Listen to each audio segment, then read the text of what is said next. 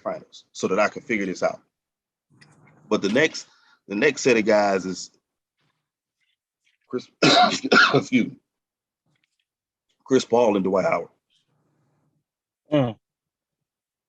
Man, that is two of my guys. Like, it's hard not to like them guys. I wanted them to play together. Dwight Howard, a good guy. It's like hard to criticize him, but he just I just don't think he dominated like he should have. Like, same thing with AD, really. But AD probably worse because AD actually got a jump shot too. Like, AD can shoot threes and shoot Dwight Pete was better than AD.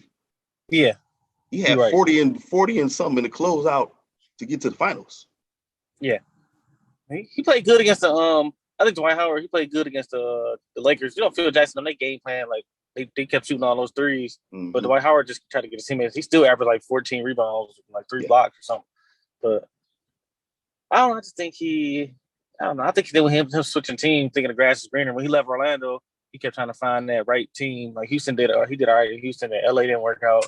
And then he went to I think Atlanta or something. It was just like, it just started getting crazy, man. Like now you just jump in each team.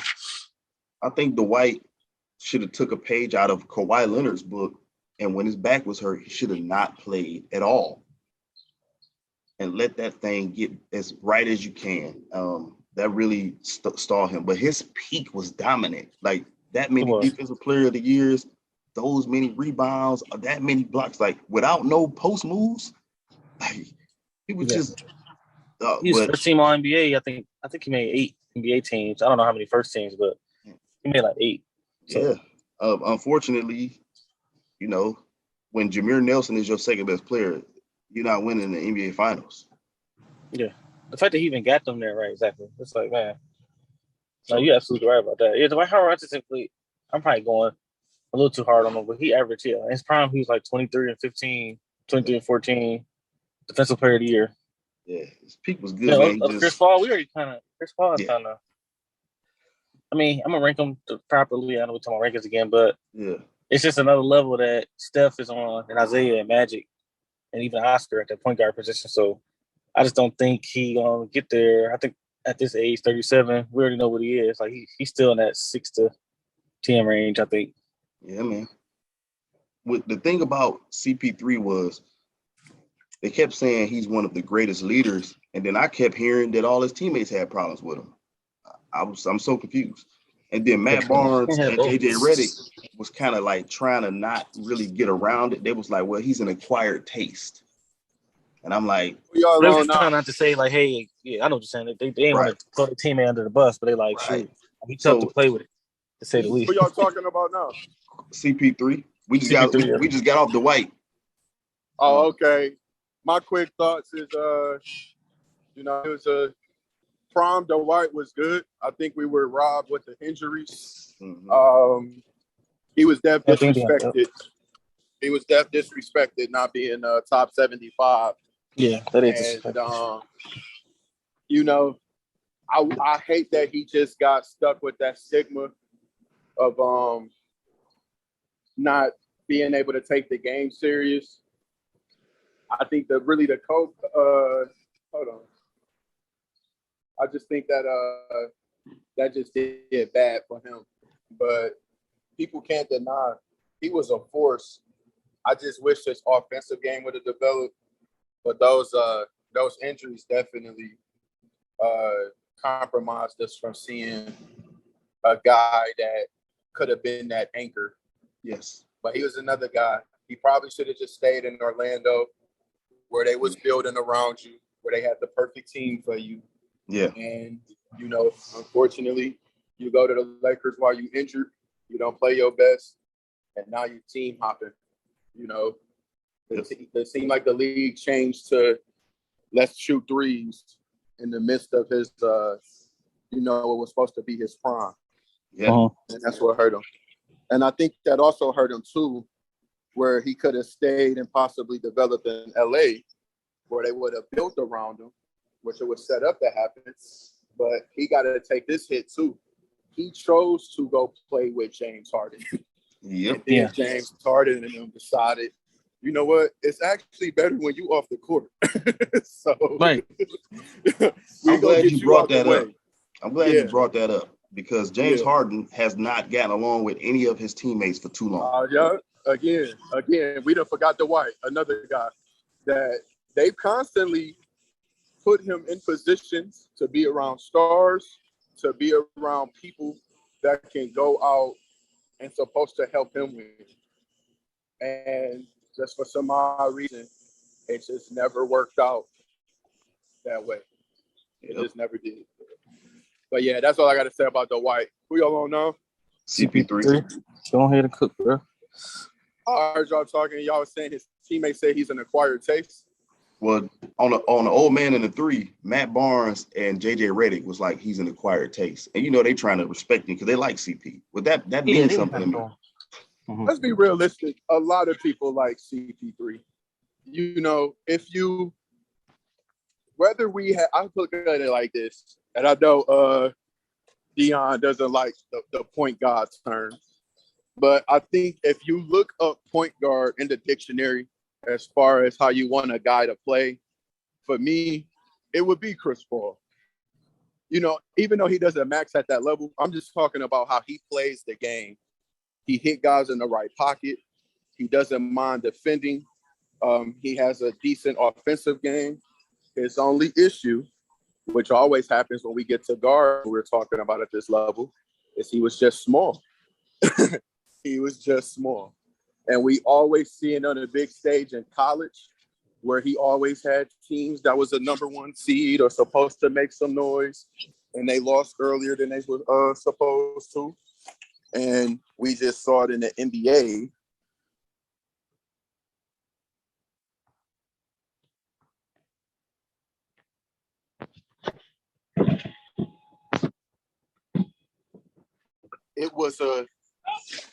Unfortunately, it was a cap on what you can get with a Chris Paul-led team.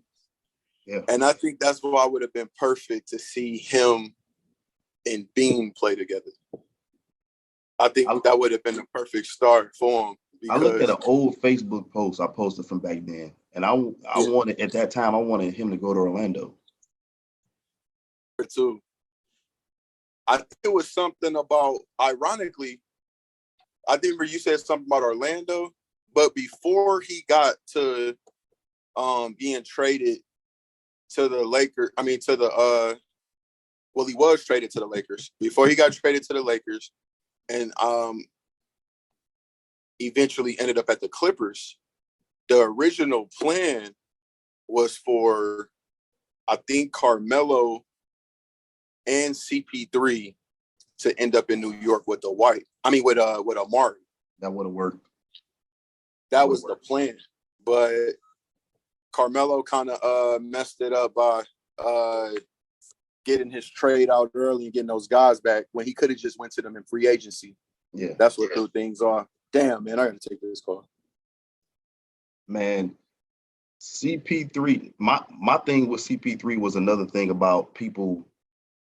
And I've stopped doing this. I just started telling people to stop comparing people. When you tell me a man is Isaiah Thomas, I'm like, Isaiah Thomas won a championship on every level he ever played. CP hasn't. I don't even think he made the Elite 8, and at that time he hadn't even been to a conference final. Stop calling people who have all these accomplishments before they accomplish anything. Let them be themselves. That made me.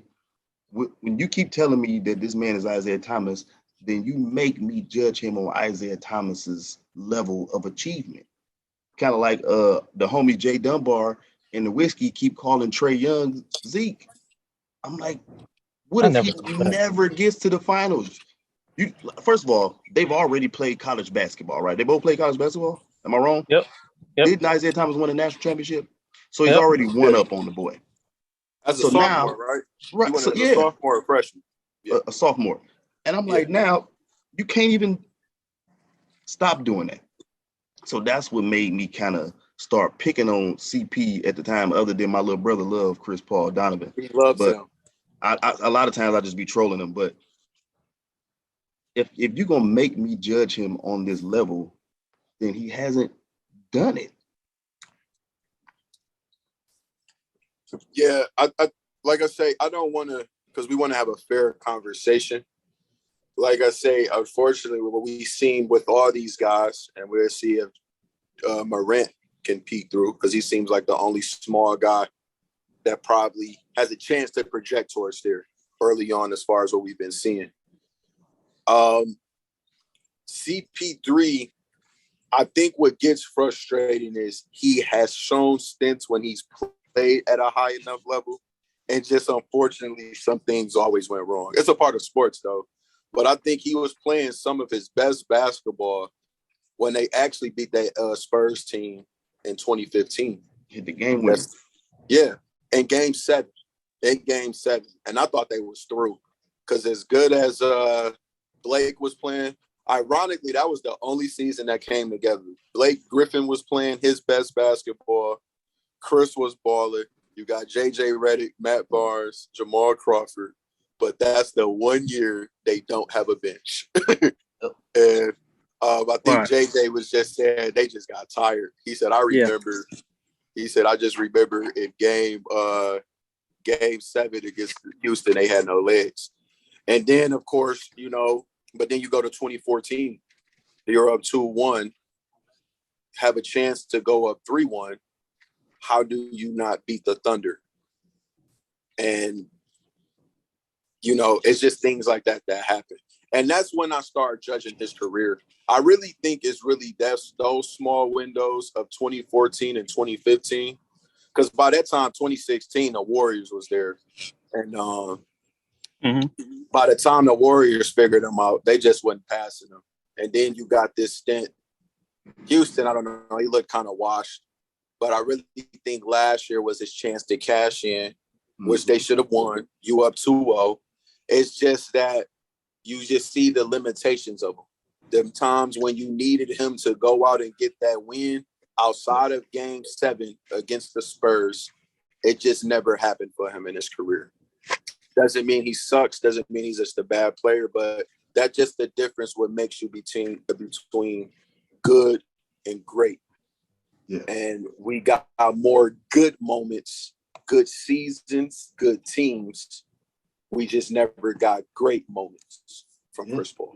Thanks. And I still have the magazine from Sports Illustrated 2014-15 season. They were picked to come number 1 out the West. Yeah. They were picked to be the number 1 team with Chris Paul, J.J. Redick, Matt Barnes, Blake Griffin, DeAndre Jordan, Jamal Crawford, Spencer Hawes. They were picked to be number 1, and the Warriors were picked to be number 4 that year. What year was that?